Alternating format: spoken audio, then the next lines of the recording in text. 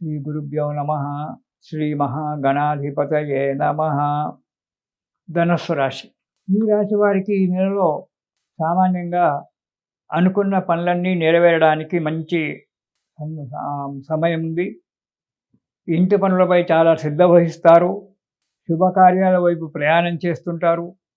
ఎన్నడూ లేనంతగా భార్యాబిడ్డలను ప్రేమిస్తుంటారు. వారికి ఏదో చెయ్యాలనే ఒక తపన చేత వారిని సంతోషపెడుతుంటారు.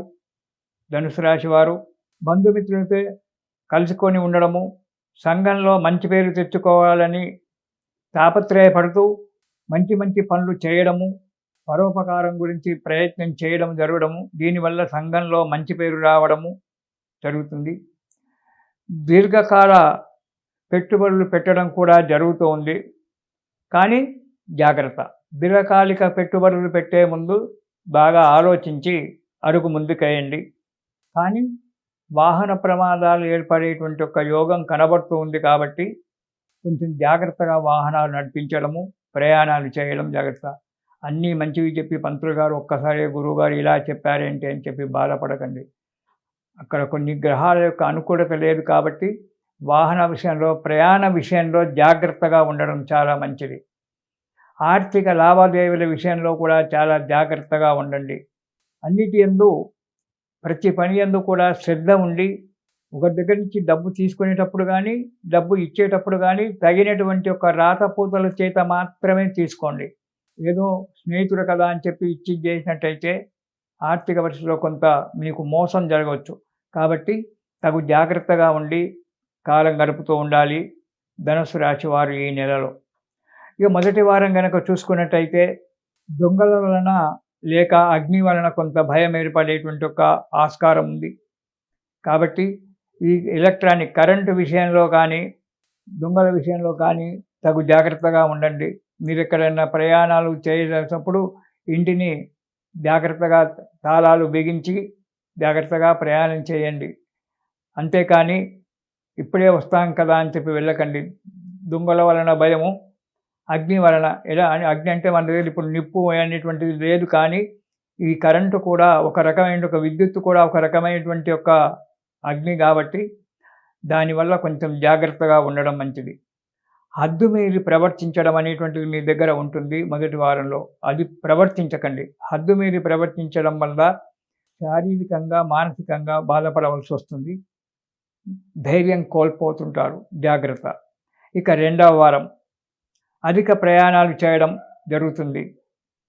అందుకే చెప్పాను, అధిక ప్రయాణాలు చేయకుండా తప్పదు, ప్రయాణాలు చేయవలసి వస్తుంది. కాబట్టి ఆ ప్రయాణాల సమయంలో మాత్రం చాలా జాగ్రత్తగా ఉండండి. మీరు డ్రైవింగ్ చేసినా, ఒక డ్రైవర్ను పెట్టుకొని డ్రైవింగ్ చేసినా జాగ్రత్తగానే ప్రయాణం చేయడం చాలా మంచిది. అనారోగ్యం వల్ల ఏర్పడుతుంది. దానివల్ల కొంత ధనం ఖర్చు పెట్టడం జరుగుతుంది. పెద్దల వల్ల చీవాట్లు పడడము, ఉద్యోగస్తులకైతే అధికారుల వల్ల చీవాట్లు పడడము లేదా మెమోలు తీసుకోవడం అనేటువంటి జరగడానికి ఆస్కారం ఉంది. కొంత డబ్బు కూడా ఖర్చు కావడానికి ఆస్కారం ఉంది. తగు జాగ్రత్త. మూడవ వారం మీ యొక్క బుద్ధి చేత, శ్రద్ధ చేత పనులు చేసుకొని ఆ పనులు నెరవేర్చి పెద్దల చేత మెప్పు పొందడం అనేటువంటి జరుగుతూ ఉంటుంది.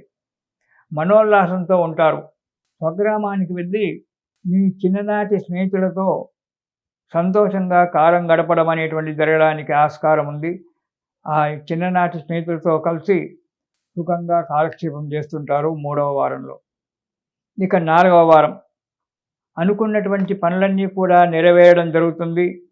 ఇంతకుముందు సమూహంలో ఎవరైతే మిమ్మల్ని చీత్కారం చేశారో వారే మిమ్మల్ని ఈ నాలుగవ వారంలో మెచ్చుకోవడం అనేటువంటి జరుగుతూ ఉంటుంది. మంచి ఆదాయం ఉంటుంది ఈ నెలలో. వ్యాపారంలో కానీ, ఉద్యోగంలో కానీ. ఆరోగ్యం కూడా నిలకడగా ఉండి సహాయ సహకార ఆరోగ్యం మంచి సహకారంగా ఉంటుంది.